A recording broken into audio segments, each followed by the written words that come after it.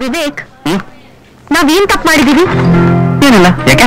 ಪ್ರಕಾಶ್ ಅಪ್ಪೋಡ ಕೆಟ್ಟವನು ಅಂತ ಎಲ್ಲರಿಗೂ ಗೊತ್ತು. ಆದ್ರೂ ಅವನ್ ತಂಗಿ ಪ್ರೀತಿಗೆ ನೀನ್ ಸಪೋರ್ಟ್ ಮಾಡ್ತಾ ಇದ್ಯಾ? ಅದಕ್ಕೆ ನಮ್ಮನೇಲಿ ಎಲ್ಲರೂ ಒಳ್ಳೆಯವ್ರೆ, ಆದ್ರೆ ನಮಗ್ ಯಾರ್ ಸಪೋರ್ಟ್ ಇಲ್ವಲ್ಲ. ಭಯ ಆಗ್ತಿದ್ಯಾ?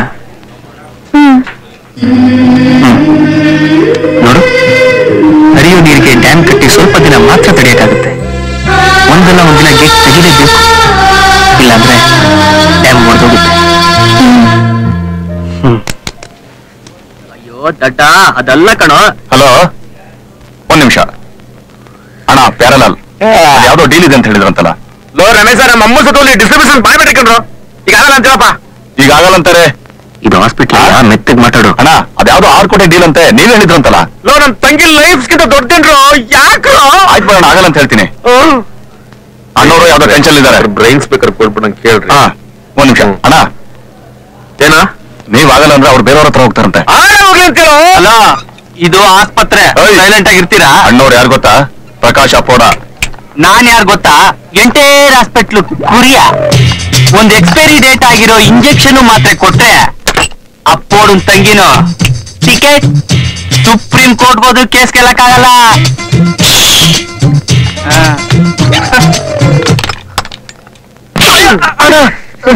ನಮ್ ತಂಗಿ ಲೈಫ್ ಜೊತೆ ಗೇಮ್ಸ್ ಆಡ್ತೀರೇನೋ? ನನ್ನ ಹೆಸರಲ್ಲಿ ಹೇಳ್ಬಿಟ್ಟು ಮಾರ್ಕೆಟ್ ಸ್ಟಾರ್ಟ್ ಮಾಡ್ತೀರಾ? ಕ್ಲಾಸ್ಕಲ್. ಏನ್ ಸ್ವಾಮಿ? ಕ್ಲಾಸ್ಕಲ್. ಓಹೋ, ರಾಸ್ಕಲ್. ಹಲೋ, ಅಣ್ಣವ್ರೀಗ ಫುಲ್ ಟೆನ್ಷನ್ ಇದ್ದಾರೆ. ನಾನು ಆಮೇಲೆ ಹೇಳ್ತೀನಿ.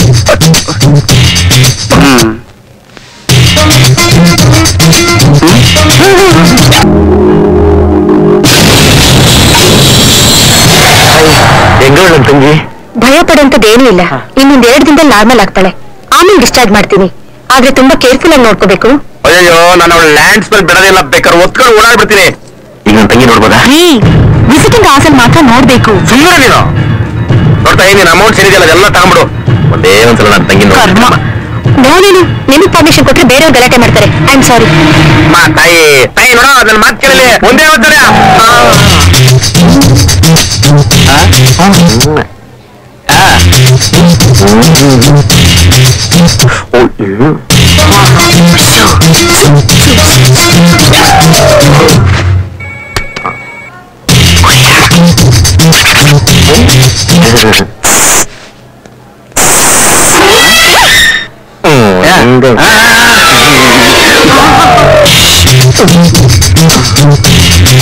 ನನ್ನ ತಂಗಿ ನೋಡ್ಬೇಕಲ್ಲ.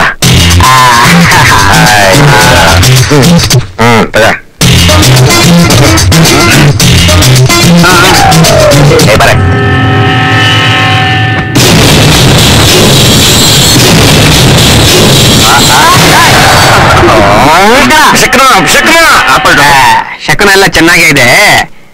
ನಿನ್ನೆವರೆಗೂ ನಿಮ್ ತಂಗಿ ಟೆನ್ಷನ್ ಅಲ್ಲಿ ನೀವಿದ್ರೆ, ನಾನು ಅದೇ ಟೆನ್ಷನ್ ಅಲ್ಲಿ ಇದ್ದೆ. ಈಗೆಲ್ಲ ಕ್ಲಿಯರ್ ಆಗಿ ಹೋಗಿದೆ. ಸೊ ಇವಾಗ ನಮ್ ಸಾರಿ ಕೇಳೋ ಪ್ರೋಗ್ರಾಮ್ ಯಾವಾಗ?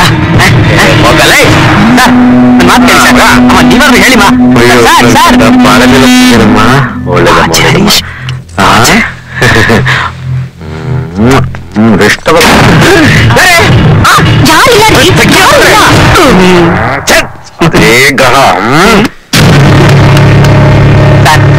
ಸಾರಿ ಪ್ರೋಗ್ರಾಮ್ ಹೋಗಲಿ.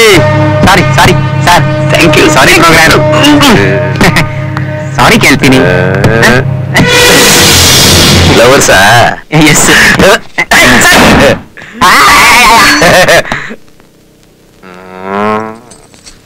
ಅಪ್ಪ, ಕೊನೆಗೂ ನಾ ಗೆದ್ದೆ. ಆದ್ರೆ ನಾವ್ ಸೋತ್ವಿ. ಅದೇ ಹೇಗೆ? ಇನ್ನೂ ಯುದ್ಧನೇ ಮುಗ್ದಿಲ್ಲ. ನಮ್ಮ ಅಪ್ಪಂಗೆ ಟ್ರಾನ್ಸ್ಫರ್ ಆಯ್ತು.